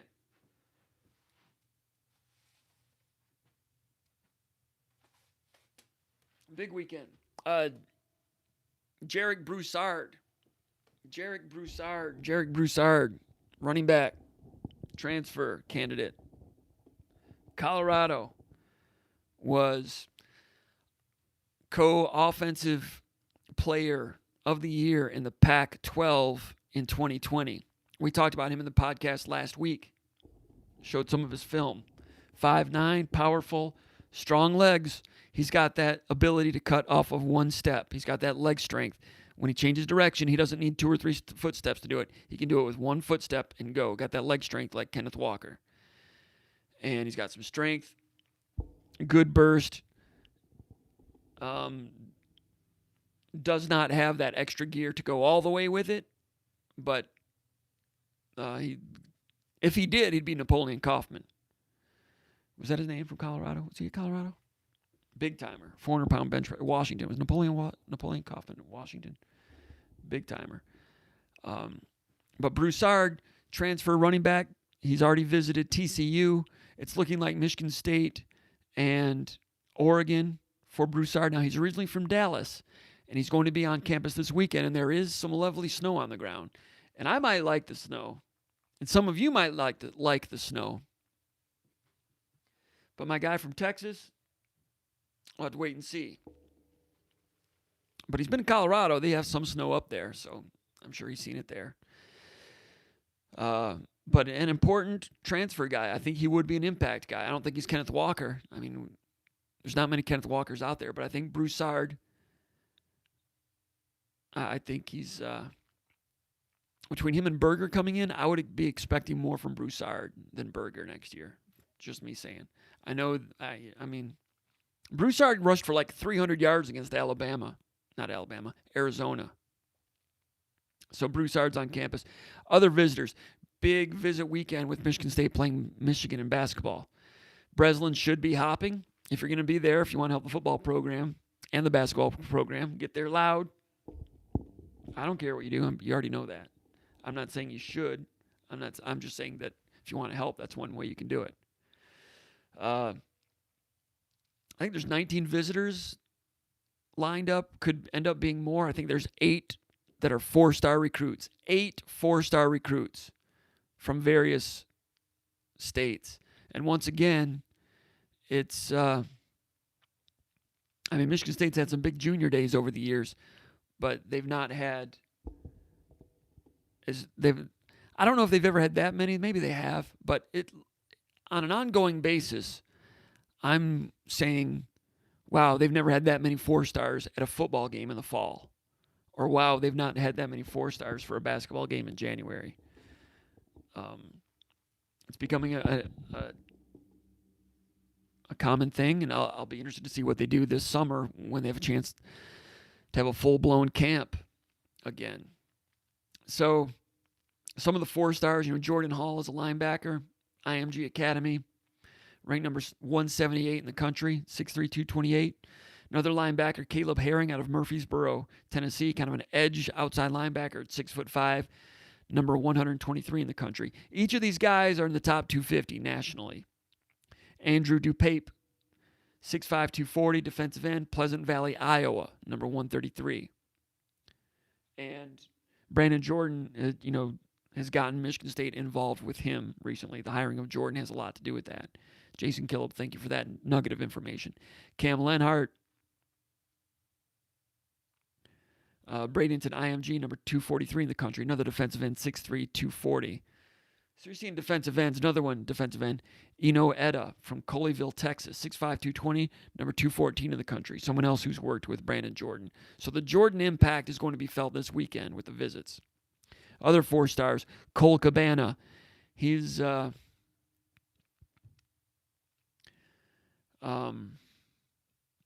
athlete, running back, offensive skill type of player, 6', 180 out of Dexter. He'll be on campus. Michigan State's going after him pretty hard.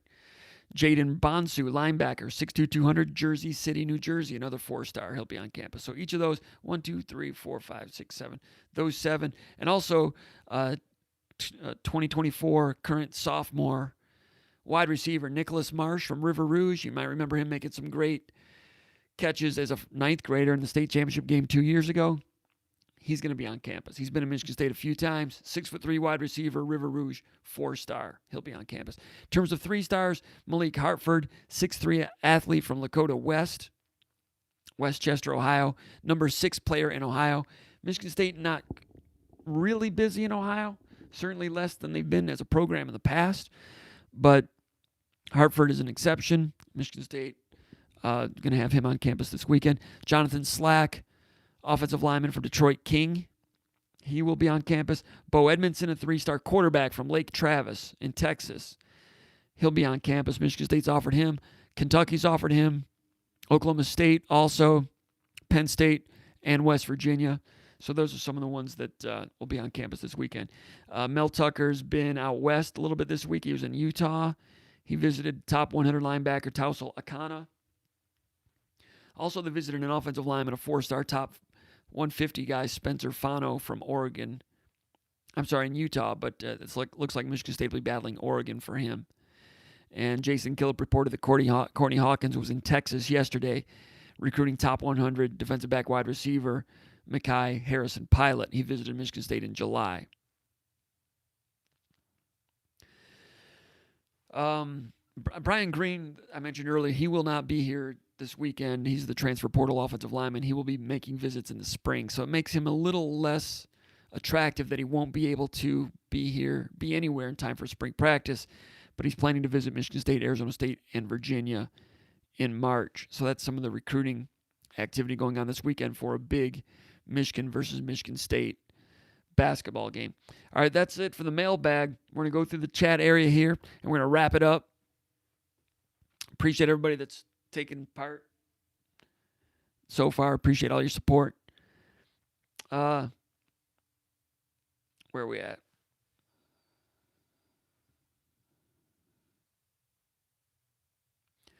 MJ says, our kicker and Walker won us 6 games this year. No argument here. Marco Rolo says Behringer is a weapon, or Behringer will be a weapon. Marco Rolo says Noah is the truth. MJ saying like and subscribe. Yeah, we want to invite everybody to give a thumbs up and subscribe to the channel here. Go to SpartanMag.com, become a Magger. Subscribe over there. Appreciate that. It's not that hard to hit that button. Pound that button. Pound that like button. Pound it. MSU Hunter Spartan checking in from Wisconsin. Good to have him here. Marking Jungle 41 says Mel Tucker was recruiting at my high school last week. And Marking Jungle 41, why don't you tell us what high school that was? I'm sorry I'm late getting to this, but that's interesting information. That's G says Moore is legit. Talking about Dante Moore, and I agree, he is legit. MJ, he's coming in from Hong Kong, by the way. Good to have MJ in here, Spartan alum in Hong Kong. Good. Thanks, Hayden, for that. MJ asking, who here's a Spartan alum? What year did you graduate? Little roll call there. Sparty teacher, 1983. Marking Jungle 41, aspiring to be in the future. So Marking Jungle, you're a high school kid right now? Tell us what high school Tucker was at this week. MSU Hunters, Spartan, 1976, Spartan grad. Noah Sprunger helping me with Thomas Wilcher. His title is Director of High School and Community Relations. Thank you, Noah. Wilcher was there, and Wilcher's having an impact. He's wearing his Michigan State stuff. He likes Tucker, likes the staff. He's liking it. It's interesting. Everybody knows he was a tailback for Schembechler at Michigan. Head coach at Cass Tech, had a lot of success there. A lot of his players at Cass Tech went to Michigan. Tucker went after him for this analyst role, got him, and he's having an impact, and he's liking it. Interesting. Spartan Fan 81 says, Nyan Boateng, 2005, signed with Florida. That was the guy. Transferred to Berkeley, never did much. Not surprised. Spartan Fan 81, or MSU Hunter Spartan, says, good time in Madison last Friday. Spartans played well. Need that effort on Saturday against Michigan. Hauser needs to find his shot, and Brown needs to snap out of his funk. I agree with all of that. And I think Joey Hauser and Gabe Brown will get some three-point attempts. I know that's not like shocking news, but they're going to get some attempts, and you need your shooters to shoot. I think they're going to be okay. Where are we at? I kind of lost my space here.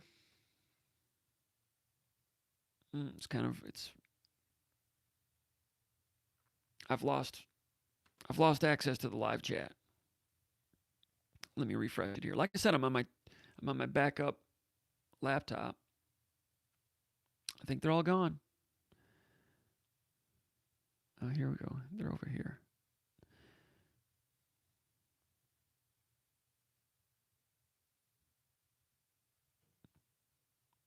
All right, Chris Martinez and Comp just got a fresh cut. Yeah, not so fresh. Like I said earlier, not a lot to work with up here.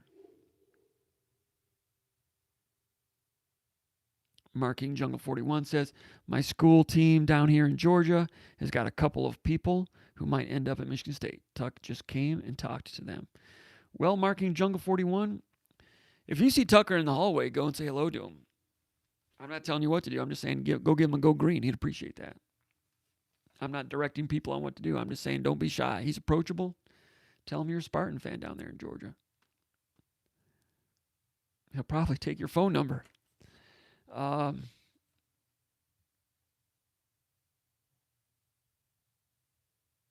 Chris Martinez says, is Ron suspended from the board for his taco takes?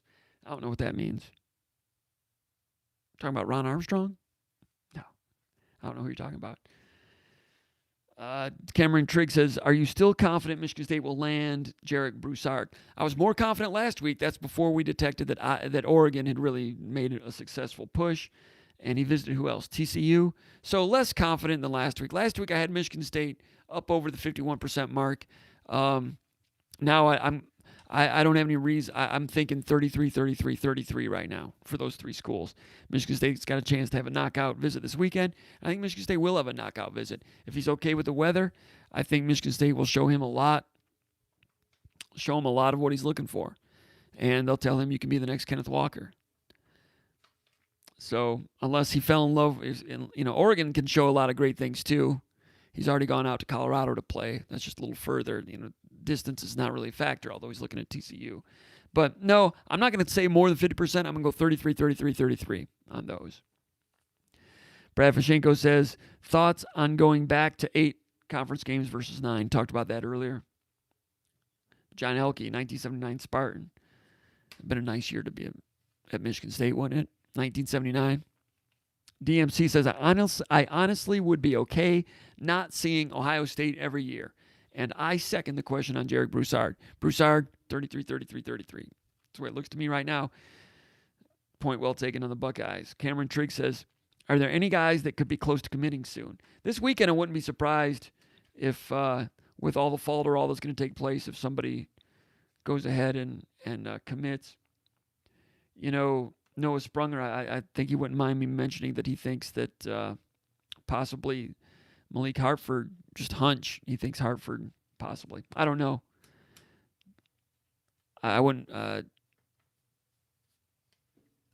I can't give a forecast on that, but it's going to be that time. And after a weekend like this, wouldn't be surprised if someone gets knocked over the edge.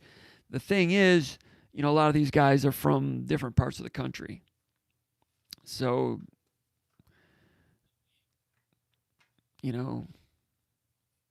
they might be interested in taking more than one visit. But some of those defensive ends are interesting, with Brandon Jordan being part of it now, with Andrew DePop coming in from Iowa, Cam Lenhart from IMG, and Etta from Texas. It's possible. I wouldn't be shocked if...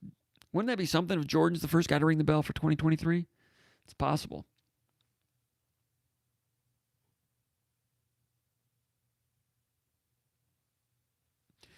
Andrew Cowell says, do I get the sense that there is extra motivation to play Michigan this weekend due to the last-minute cancellation? Good question, and no, I don't. I don't think any of the Michigan State players felt anything that would be more motivating because of that. I mean, their team, Michigan State's team, has gone through COVID. They know what it's like. No, that does not add to the motivation. Good question, though. Chris Martinez says, what do you make of Thorne's dad being hired as offensive coordinator at Western Michigan? Head coach at the D3 level in Illinois, at Naperville, Illinois? Nice step for him. And first thing, I'll be interested to see how much success he has at Western Michigan. I mean, that Thorne family is well respected. Thorne's father and his grandfather, big-time success at the small college level. Now, you may remember that Peyton Thorne was committed to Western Michigan, to Tim Lester, before he decommitted and signed with Michigan State. And Peyton Thorne felt kind of bad about that because his family did have ties to Coach Lester at Western Michigan. But Western Michigan's a good school. I love Kalamazoo. I was in Kalamazoo last Friday. My son had a hockey game at 4 o'clock in Kalamazoo. Paul Konradine did a great job covering that Michigan State-Wisconsin game. Did a great job with the hoop feed after that game. So I kind of took a family day that day, watched hockey. And while I was in Kalamazoo, I snuck over to Lawson Ice Arena and watched Western Michigan play North Dakota. College hockey, number 3 against number 10. Big-time atmosphere, sold out, 3,900 at Lawson. It's loud in there. They've got a tin ceiling. It must be tin. It's like a tin ceiling. It's probably not tin, but it's metal roof, metal ceiling, and it's low and it's angled. And the student section at Lawson Ice Arena at Western Michigan, it's not in the corner. It's not in the end zone. It's in the corner at Michigan State. It's in the end zone at Ferris. It's kind of in the corner at Michigan, too, I think. At Western, they put the students on the 50-yard line. They got the best seats in the house. I walked in, and I was across from them, and it was loud. They were up, they were into it, and that noise was going off the ceiling and right at me. So the ceiling's like this. I'm right here. That noise is going boom, boom. I mean, I don't know exactly what that's what it felt like. It was loud. It felt louder than 3,900. Western Michigan won that game. Nice atmosphere. Western Michigan, Kalamazoo doing a good job with college hockey right now. Kalamazoo's a good town, but you're committed to Western Michigan, but if Michigan State offers, you go ahead and take the Michigan State offer in football, right? So that's what Peyton Thorne did, and he made sure that was all smoothed over with Lester when he made that decision, and Lester understood it. So now Lester goes and hires his dad a couple years later. So it's going to really make for some intriguing side notes going into that game. Season opener, Michigan State against Western Michigan at Spartan Stadium. What is that, September 4th or something like that? So you'll have Peyton Thorne playing against his dad's team. It won't be head-to-head. It would be really interesting if his dad was the defensive coordinator. That would be something. But offensive coordinator. And Peyton talks to his dad throughout the season, throughout the week. That week they won't talk, I don't think. I don't know. It's special. They'll have fun with it. I like both of those people. Spartan Marinelli 87 says basketball teams needs more consistency. When we are playing well, we can beat anyone. When Max Christie is off, we lose. That's what Spartan Marinelli 87 says. Well, Michigan State needs a more consistent Max Christie. It hurt Michigan State when he struggled against the Illini, no question about that. But when I look at Michigan State, I see a lot of individuals who are still getting accustomed to new roles. And they've got 7 or 8 guys that all have the capacity to improve individually, which is what you want at this point of the season. I mean, Marcus Bingham is back. After practice today, he said he feels like he's getting back, getting his gas, getting his fuel level back. Gas is probably the wrong word. He's getting his fuel level back. And you saw it against Illinois. Bingham played better. And he was playing well in December until he came down with COVID. Now it's 5 weeks later, starting to recharge again. If he can get back to what he was in December, we don't know how good he can be. Hey, when Xavier Tillman came on and became a huge force in that run to the Final Four in 2019, guess what? He came off the bench most of the year. It wasn't until Nick Ward had the hand injury and he went to the bench that Tillman went into the starting lineup. Was that his sophomore year? I mean, we remember Tillman guarding Zion Williamson and doing great things in that game against Duke and that run to the Final Four, but Tillman was still just kind of coming along at this point in that season. Now, I know Bingham is a fifth-year senior, whereas Tillman was like a sophomore, but it's not uncommon for a Michigan State player to be something right now, but become something greater as the season goes along. Bingham could get better from here. Max Christie's a freshman. He can become more consistent, of course, and get better from here. Gabe Brown, as a senior, has been around for a long time, had a real good start to the season. He's been tapering off lately. Does he have more to go? Yeah, I think that even he, after 4 years, can play better than we've seen from him, beginning with defense against Caleb Houston on Saturday, potentially, and as he continues to rebound more. Malik Hall, the baseline jumpers he was making against Wisconsin, that was a new look. And the way he took over for some of that offense in the last 3 or 4 minutes against Illinois, that was new for him also. That's a junior who's still working to become a starter, but he can get better from here. And, of course, Tyson Walker can. He's still getting comfortable. He can get better from here. Everybody can. Joey Hauser. I think Joey Hauser has leveled off to a level of consistency here the last 2 or 3 games, and that's been positive. I'm not saying he's great, but you know what you're going to get from him in terms of team defense and some of the off-the-dribble defense, which is better than you think, and some of the rebounding. If he can get back to being a 40% three-point shooter, it can help this team so much. And, Julius Marble, good point from MSU Hunter.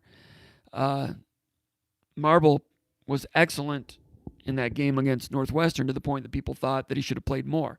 Now, he fouled out against Wisconsin, only played about 12 minutes in that game. Struggled a little bit against Illinois. Wasn't his type of matchup with the small lineups and the ball screens. But they're going to need Marble's physicality a little bit to bang on Dickinson a little bit. Dickinson against Bingham is going to be an interesting matchup. Bingham's got speed. Bingham said today after practice that he feels like he's been slept on as one of the better centers in the Big Ten.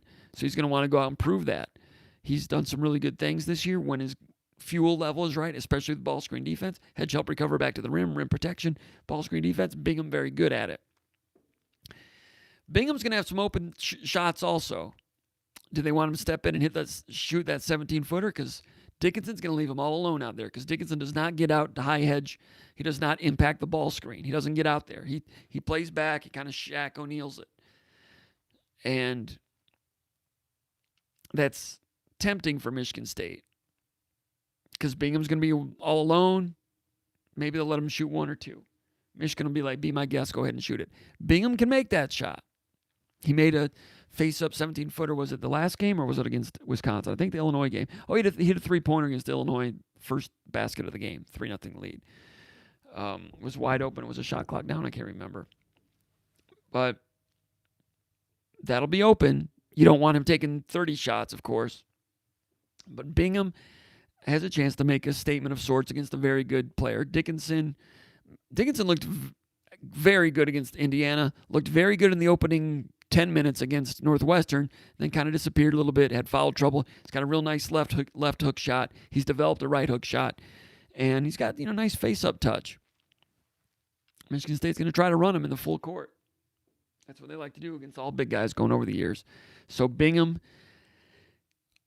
in the block, is Bingham strong enough to withstand when when Dickinson tries to, power dribble, shuffle dribble, and back him down, whether it be to the right hook, the left hook, or a drop step.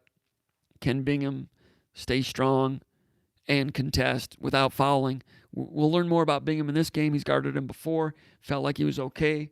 Bingham did real well last year against Coburn for Illinois, so huge matchup there for Bingham. Now Bingham, they're going to want Bingham to sprint, so those of you that want Bingham to play 30 minutes, that's not happening in this game.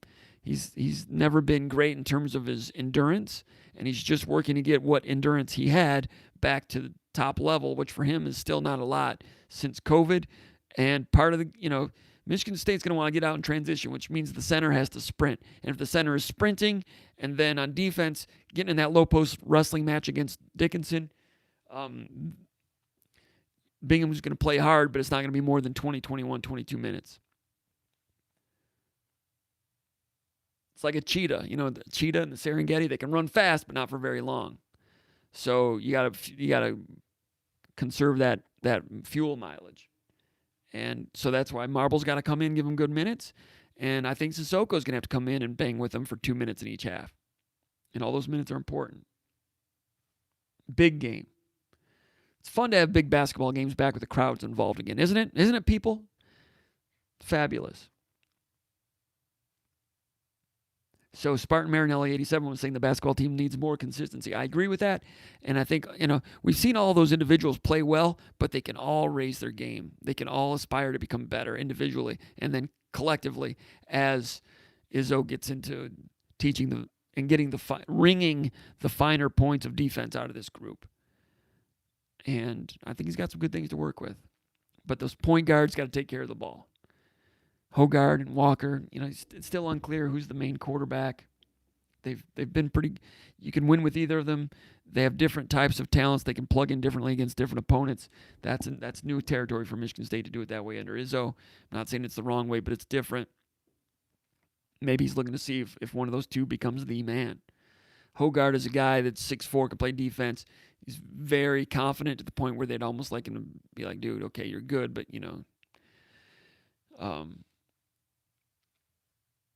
take care of the ball. Tyson Walker has some skill, has some ability, but they'd like him to believe in himself a little bit more, not take it bad when he errs. But it was a good sign that he took that shot in the last 20 seconds, just didn't make it.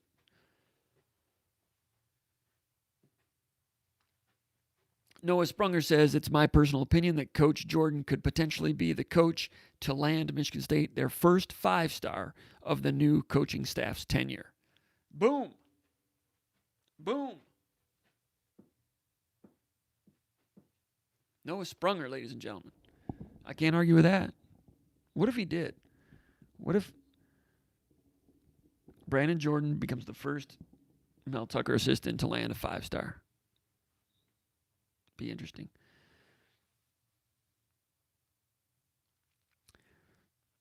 Shadi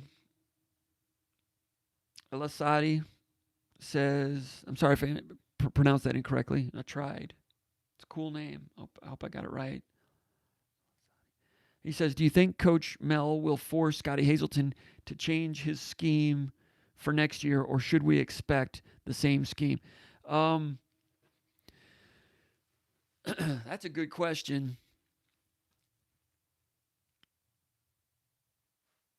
I thought it would be the same. I've been hearing some rumblings that, there's been some tweaks. In the bowl game, as far as defensive back coverage, it was a lot more base, straightforward, plain Jane, cover 2, cover 4. Harlan Barnett had more of an impact on the defensive backfield for that game. Now, they were playing Pittsburgh and a second-string quarterback, and then a third-string quarterback, so they were just trying to keep things in front. They weren't trying to fool anybody, didn't feel they had to. Now, if they'd been playing Pickett and had done that, they probably would have had to change a few things up here and there. But I think the defensive backfield will be less, I don't know if sophisticated is the right word. There'll be less volume. Sometimes you'll have too much in, trying to be a jack of all trades, master of none. I think the package will be shrunk more with the defensive back coverages. So that part will be different. The defensive front, I think it'll look the same. 30 in passing situations. Some two gapping, some one gapping, like they have been. 4-2-5. Two linebackers. You have your nickel in there, whether it's Gross or Snow. I don't know. I kind of think it might be Gross, Angelo Gross. There'll be some press man. There'll be some press quarters. The blitzes, the blitz frequency will be the same. A lot of that will be the same. I think the pass defense, I think, will be less varied. It won't be as varied. It'll be a shorter script so that players have a better idea what they're doing, basically. But it'll still be 4-2-5, same philosophies. Now, that's my guess. A lot of different defensive linemen now. What impact is that going to have? I mean, we have to wait and see who the defensive linemen are. But they got to make some changes. I mean, struggled last year for various reasons, but I think Barnett's going to bring some improvement back there in the defensive backfield.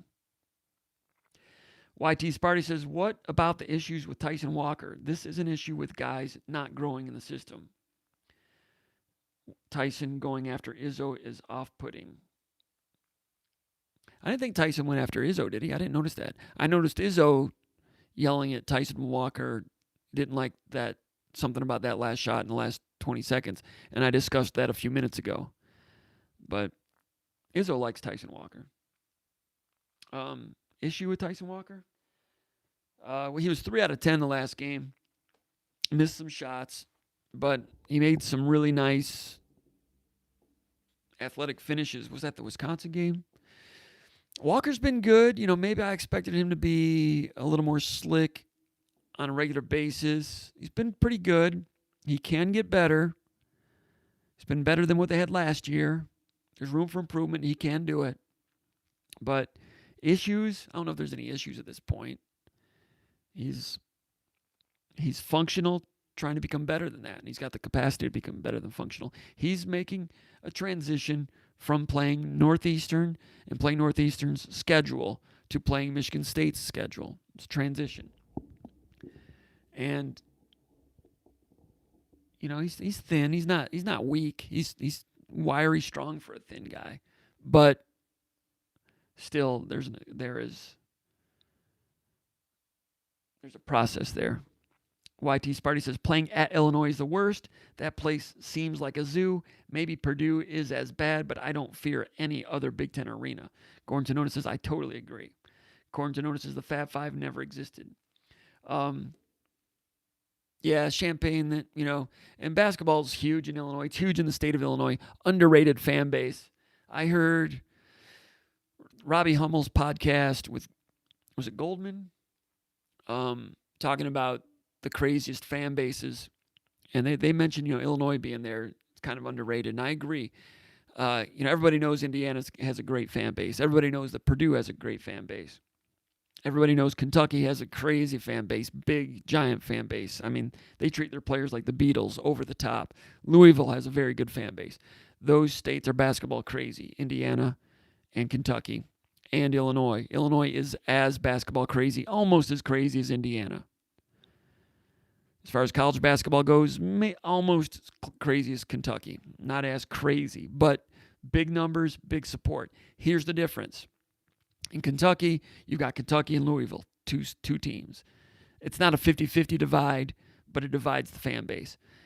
Indiana, you've got Indiana fans and Purdue fans. It's not 50-50, maybe it's 70-30, but it divides the number of fans. Illinois, they're all Illini fans. I know Northwestern's in there, but they don't count. Indiana, there's also some Notre Dame fans, some. And down near the border, there might be some Kentucky fans down there. I don't know. Or Louisville fans. Probably not. It's all Indiana. I mean, Indiana supports high school basketball. Illinois supports high school basketball well also. Illinois supports high school basketball, but not like Indiana. Kentucky with high school basketball, I'm not sure that registers. Illinois, of course, supports pro basketball too. So does Indiana. But Illinois, they're all Illini fans in that state, and it's a more populated state. So you've got a bigger pie, bigger population in Illinois, and one school. So that's why the Illini fans, that fan base is bigger than a lot of people realize.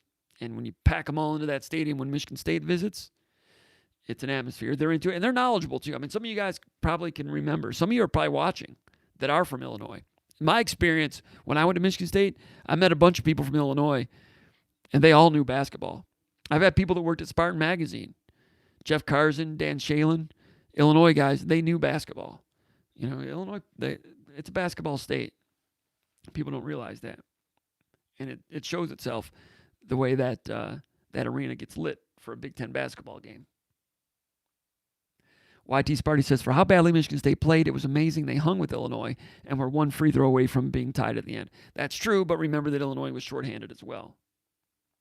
YT Sparty says Michigan State just was not hitting baskets early. That's true. You know, first half, Michigan State was what?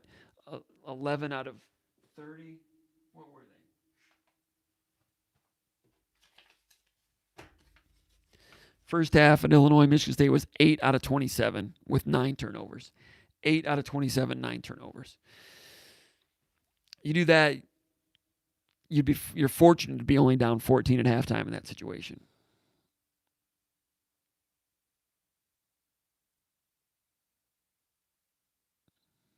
Steve S. says hello.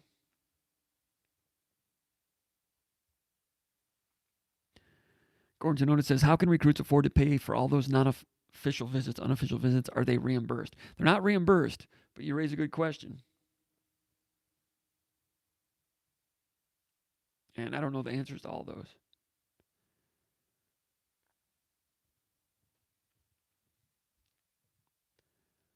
I lost my place.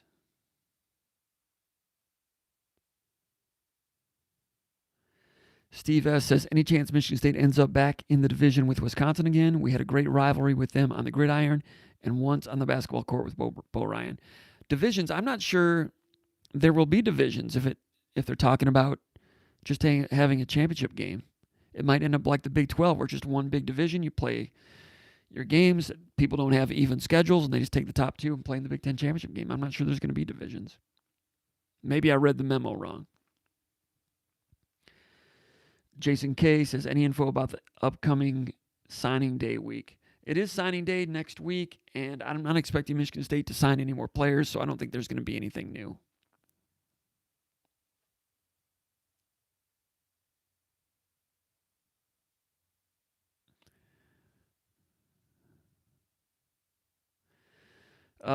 Keith Tunstall saying that Mississippi Valley State an HBCU school flipped Devin Runnels, a Spartan recruit. That's interesting. You know, Runnels was committed to Michigan State as a walk-on, which I thought it's interesting that some players committed as walk-ons in the fall. You know, why would someone commit as a walk-on? Good for him that he eventually got a scholarship offer from Mississippi Valley State. I met Devin Runnels at the Sound Mind Sound Body Camp at Big Rapids last summer. He went to the camp. Nobody really knew who he was. He was a big guy with some ability. I met him. I said, man, coaches were watching him. He put himself on the radar that day, and I congratulated him for doing that. He showed up at the event, did his best, and put himself on the radar that day.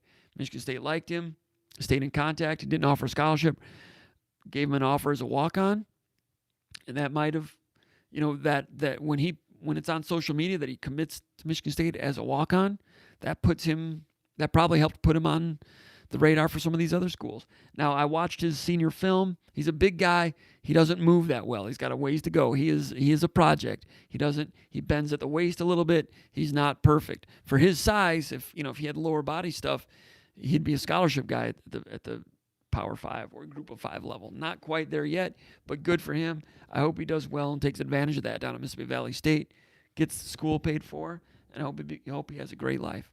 He was a real nice kid. It was good to meet him.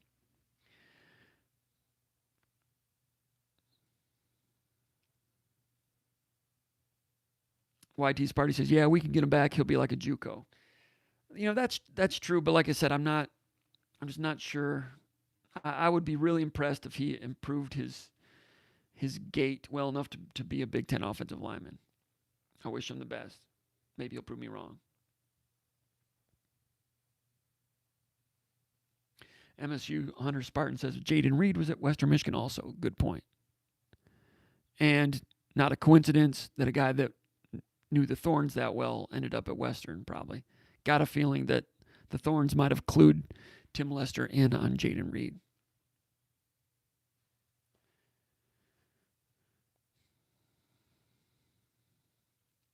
Don Ramiro says, Comp, you are a mensch of the highest order, sir. Thank you, Brez Press. Appreciate that. I hope I pronounced that right. My bad.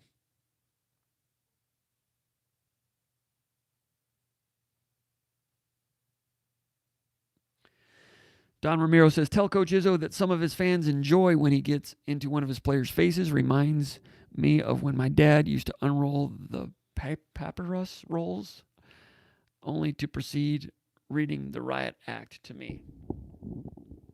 All right, I'll tell him. YT Spartan says, Izzo has been neutered by the media. I'm not sure it's the media, but I don't disagree with your point.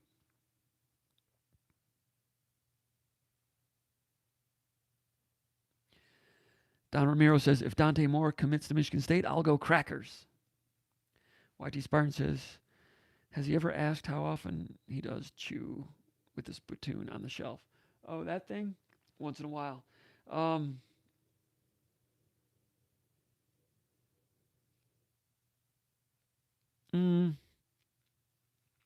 think we're about done. No new paint jobs, just different. The light is shining on it differently. And this is a shelf right here, so that's what that is. That's not paint. Steve Meyer says, any word on rescheduling the Michigan State basketball game? No, but there was that one. The only time that they could play is in March, and that's not going to be good for Michigan State as they get ready for the tournament. What day is it in March? There's like the first week of March, the only week of March they can squeeze it in. I think it was. Look at the calendar here. We'll be signing off here in a minute. It was like around March 2nd or 3rd. I don't have the schedule in front of me, but that first week in March, I think it could come into that day. I don't know if it's a good idea because you don't want to go into the Big Ten tournament and then what happens after that with that extra game on your legs usually. Anyway, hey, we're going to wrap it up. Appreciate all the support, everybody showing up and giving us the thumbs up, likes. Give us more if you wish. And it's time to go because my microphone just broke. Anyway, appreciate all the support. Don Straight, appreciate your support. Go over to SpartanMag.com, become a subscriber. We will look for you over there. Everybody have a good weekend and have fun at East Lansing for the basketball game if you're going on Saturday. If you see me, say hello, and everybody have a good, safe, happy weekend. Thanks for checking us out. Spartan Mag Live. Go over to SpartanMag.com. See you there.